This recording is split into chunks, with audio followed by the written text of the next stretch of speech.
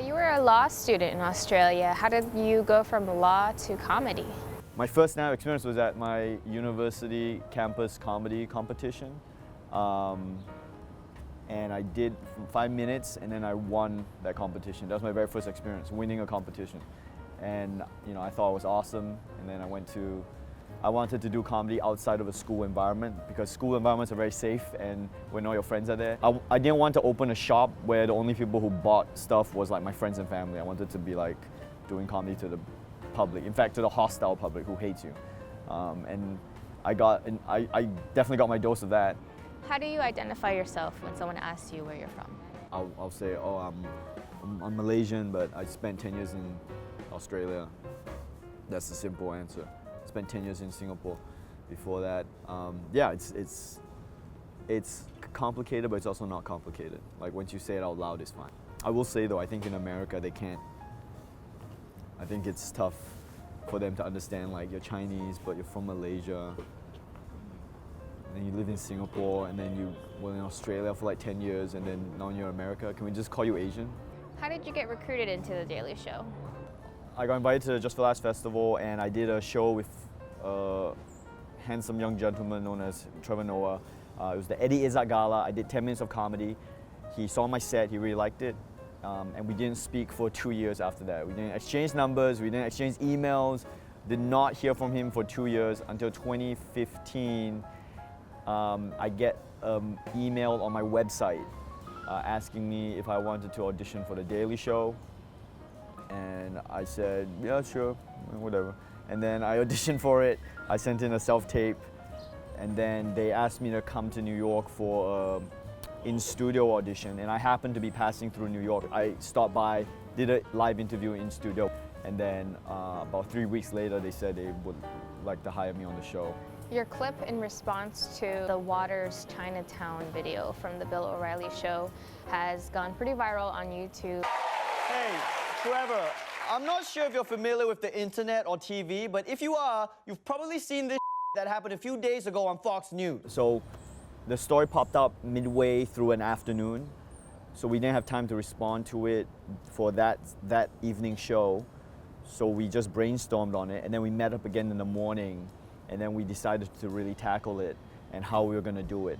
Before 11 a.m., we spent 2 hours figuring out what we're going to do. The angle, the take, how we wanted to cover this story. And then we decided we should go down to Chinatown and speak to Chinese people in Chinese. I was worried that we wouldn't get anyone to speak on camera about what we were talking about. But turns out that wasn't an issue at all. People were like lining up. They gave very eloquent responses to my questions and the issues at hand. We filmed our interviews. We went back at about 2 p.m. and keep in mind the show starts at 6:30 p.m. as in that's when we start taping. So we had 4.5 hours to edit it and write it, and translate it. There's no one in the building who can translate Chinese, so I had to do the translations.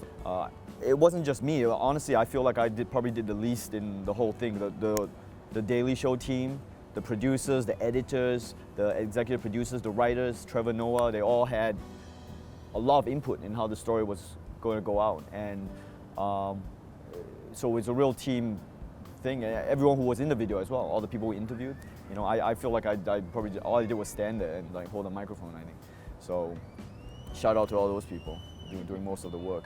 You've talked a little bit about the reaction that you've been getting from your audience since the Chinatown clip aired on the day. Yeah, got lots of responses on social media. I didn't expect as many thank yous as I got, and one of the thank yous I got was from this Asian American guy from Seattle, and he said, thanks for doing this, because when I was growing up in America, the people who were most racist to me or made me feel uncomfortable, it wasn't the stereotypical southern racist KKK member, it was the upper middle class, white guy, preppy, pop collar dude, which kind of is embodied by Jesse Waters.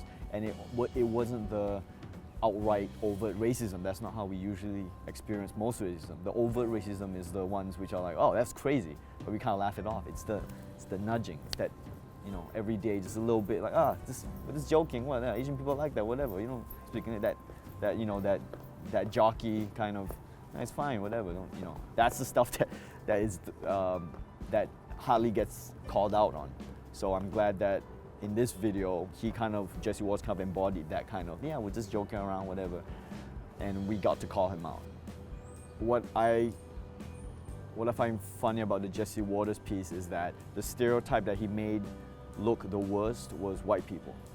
That he made white people look terrible in that, because not all white people are like that. In fact, he's probably the only one who thinks like that, or would think like that. And I think the fact that the video spread so quickly, his original video spread so quickly, is kind of proof of that, because everyone was so outraged by it. As a comedian, I can understand trying to push boundaries, and I can understand when a joke doesn't work. I can understand trying and not succeeding with a comedy bit. So I guess I can give him some sympathy from that point of view. But as an Asian person, I'm like, yeah, go fuck yourself. Like, it was, forget the comedy part of it. It was just like outdated stereotypes from like the 30s and 40s. Him in particular, the reason why I think he's different to other comics is that he didn't say something out of context. This wasn't a one-off. He's done pieces like this before. I think he did one about homeless people that was the same kind of feeling, just punching down on the less fortunate. And he has priors.